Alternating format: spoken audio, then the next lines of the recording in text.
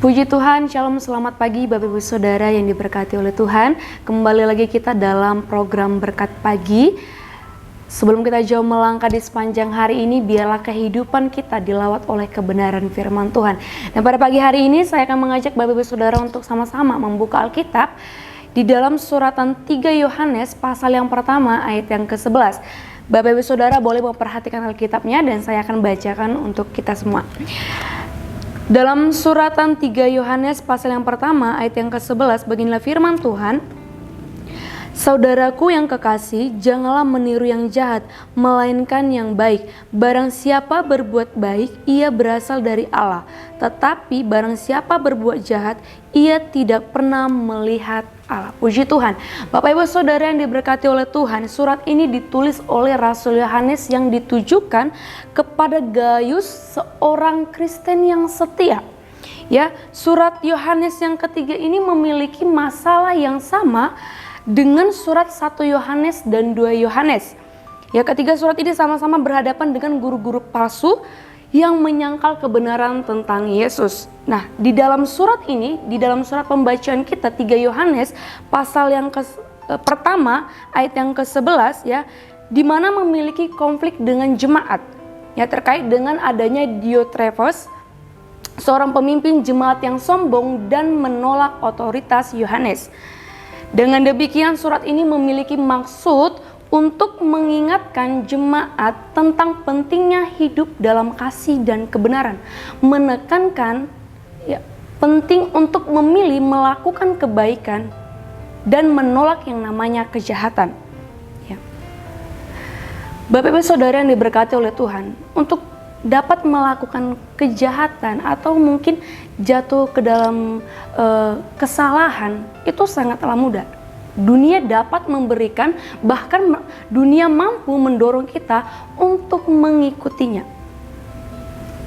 Namun kita sebagai orang-orang percaya, yang harus kita ketahui adalah bahwa kita dipanggil bukan untuk melakukan perbuatan jahat, namun kita dipanggil untuk melakukan yang namanya kebaikan.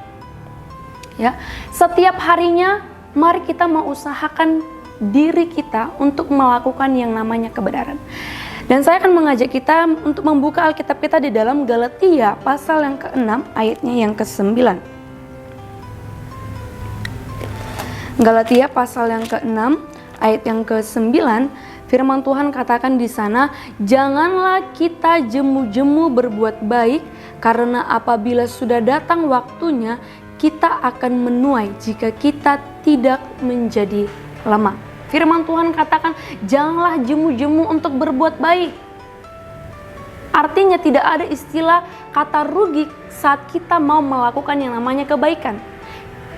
Jangan kita mau melakukan kebaikan hanya untuk mendapatkan yang namanya apresiasi atau pujian dari orang lain. Atau mungkin kita melakukan yang namanya kebaikan hanya untuk supaya kita mendapatkan balasan yang sama. Saya mau katakan bahwa bukan di situ titik fokusnya. Tapi bagaimana saat kita melakukan kebaikan, disitulah kita mau tunjukkan bahwa kita adalah orang-orang yang berasal dari Allah. Ya, di sana kalau kita mau kembali lagi di dalam ayat pembacaan kita,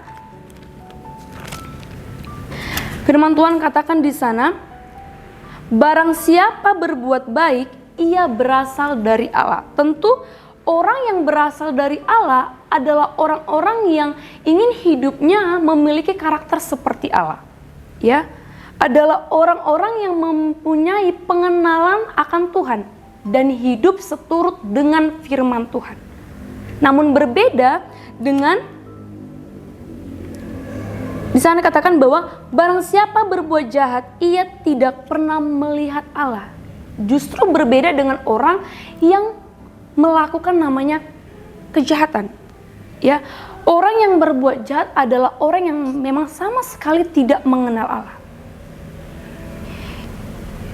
Jelas tidak memiliki yang namanya hubungan dekat dengan Tuhan.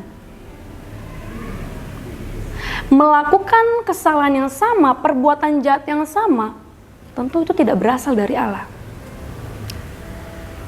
Itu sebabnya Bapak Ibu Saudara yang berkati oleh Tuhan, saya mau katakan bahwa biarlah kita menjadi orang-orang percaya yang tidak mudah diombang-ambingkan, tidak mudah tergoda dengan keadaan dunia saat ini, ya.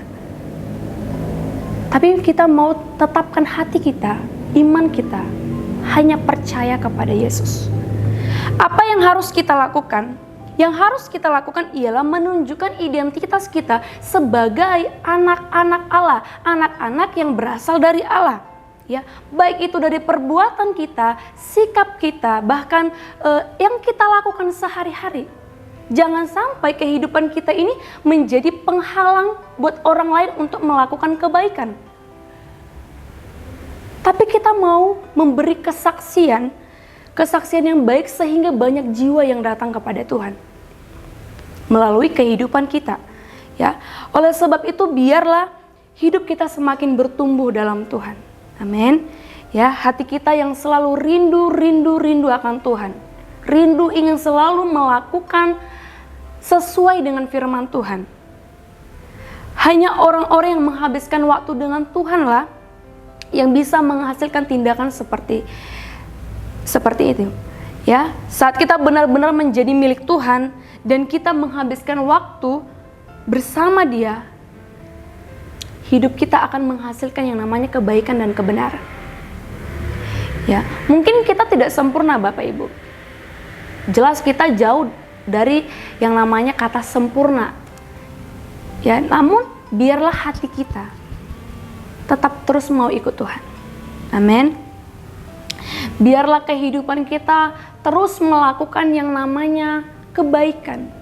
Mari sama-sama kita mau jaga diri kita supaya tidak tergoda dengan tawaran-tawaran dunia yang membawa kita masuk dalam dosa.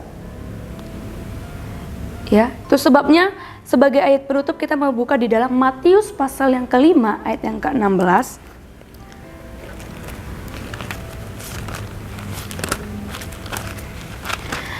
Matius pasal yang kelima ayat 16, ayat yang mungkin sudah sering kita dengar, ya Bapak Ibu Saudara yang berkata Tuhan, namun saya akan bacakan kembali. Beginilah firman Tuhan, Matius pasal yang kelima ayat yang ke-16, demikianlah hendaknya terangmu bercahaya di depan orang, supaya mereka melihat perbuatanmu yang baik dan memuliakan Bapamu yang di surga. Ya, firman Tuhan katakan, hendaklah terangmu bercahaya. Tuhan kita terang, dan biarlah kehidupan kita juga berjalan di dalam terangnya Tuhan. Ya, sampai orang juga melihat bahwa ada Tuhan melalui kehidupan kita.